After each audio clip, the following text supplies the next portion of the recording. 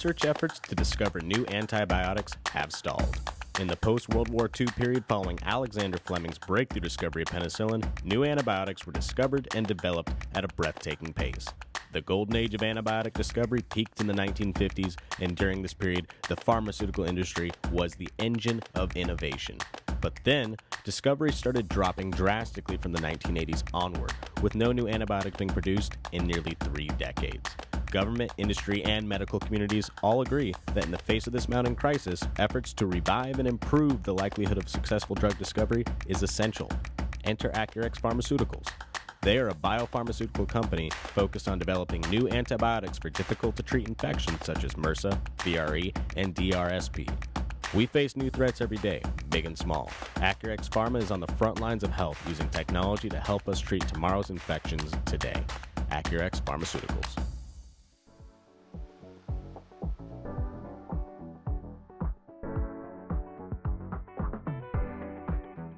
You're watching America Trends. I'm Mary Burt-Godwin, talking with Scott Silverman, the CEO of Confidential Recovery. We're talking about the opioid crisis. And, before we had to cut you off there. Sorry, we had to go to break. But you were, talking, Scott, before the break about, how the people that maybe are the ones suffering aren't coming to you. It's family members and or someone that's hit a rock bottom.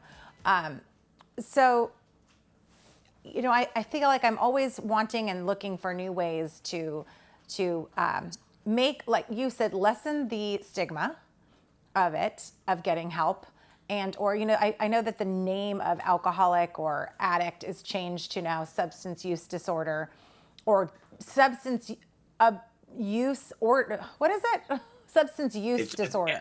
SUD, substance use disorder, is the current contemporary term, but in terms of term, and when you think about it, homeless is now called unhoused. Yeah. But the stigma of what people think about, it hasn't gone away. Something interesting, I didn't mean to interrupt you, but I want to share this.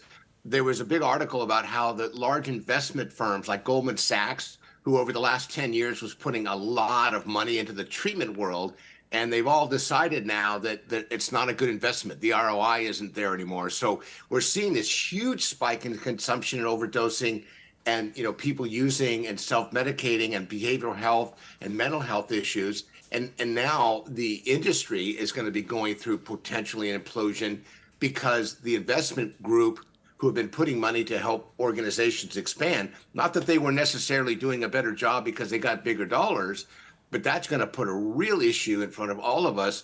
And at the end of the day, Mary, when you think about it, if you and I were to go to Trader Joe's and we were to get 2 different packages of chicken, okay?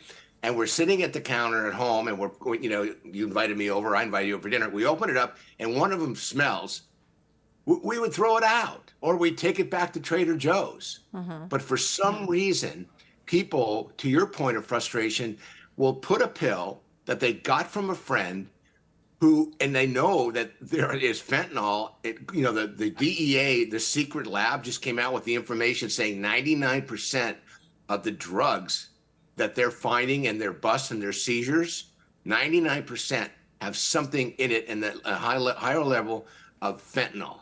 Wow. So in reality, that poison now is it's more impregnated into more drugs than we've ever seen before. So your earlier question, is it getting worse? Yes. Is there hope?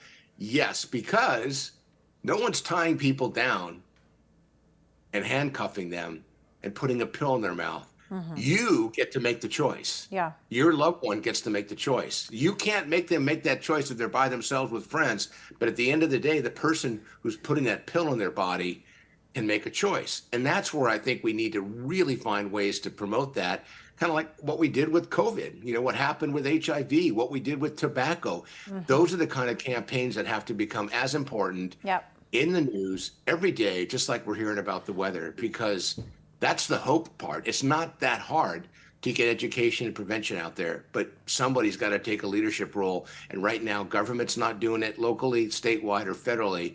And it's hard. I'm one guy, you're one lady, but if we keep talking about it, maybe somewhere at some point, somebody will go, you know what? We need to turn the corner on this. Well, we have to treat this like these.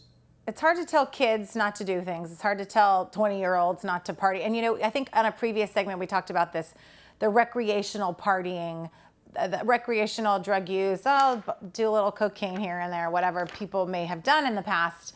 It's so different now because cocaine, those nights at Club 66, or what's the club that, I don't know, where people, it's known people would go out and do, stop laughing at me, whatever it is, you can't do that anymore. People can't do that anymore because all the drugs are being laced. Is that correct? Well, the illicit drugs, correct. They're putting fentanyl in it because fentanyl is a very potent drug, very addictive, and people are asking for it. So the manufacturers, methamphetamine, they're finding fentanyl in it. Obviously, fentanyl itself is being disguised as something else. So you may be thinking you're taking Xanax, but you're actually taking fentanyl. So many drugs have this poison laced in it because it's cheap, it's inexpensive. And from the distributor manufacturer's perspective, there's a huge profit. And they're not going to stop doing it because they are making so much money. Yeah, I mean, don't see a reason to stop. That's very clear in watching that American Pain documentary. It was just dollar signs all across the board.